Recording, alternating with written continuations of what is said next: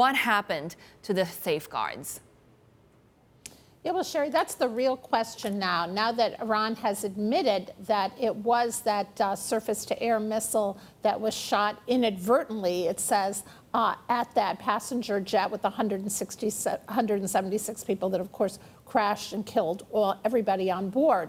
There are multiple layers of safeguards that are supposed to prevent this kind of thing, and they all failed, including one of the most obvious, why they were allowing civilian aircraft to take off just hours after Iran had sent those missiles to Iraq at Iraqi U.S. air bases. That is a basic safeguard, not to be allowing these passenger jets to take off so that there would not be this mistaken identity. But of course there was. There are other issues involved too about who was giving the orders, whether it was going up the chain of command. And there's a lot to be looked at there. Of course, this is very concerning to the international aviation community, and there's a real question about whether this is safe airspace.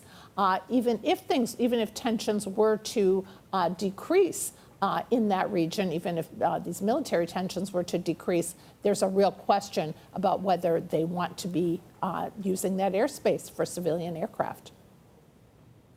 Have we seen the criticism aimed at Iran abate at all on the global stage? Yeah, there's obviously been a lot of anger, a lot of frustration. It began even before Iran, of course, admitted that this is what had occurred, when they were still saying there was no possibility for it to be a missile attack.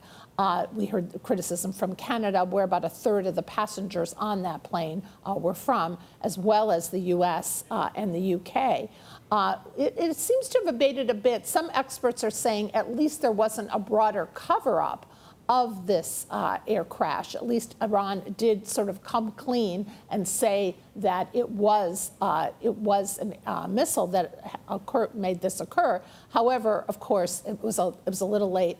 And there's a question about what this means about investigations going forward.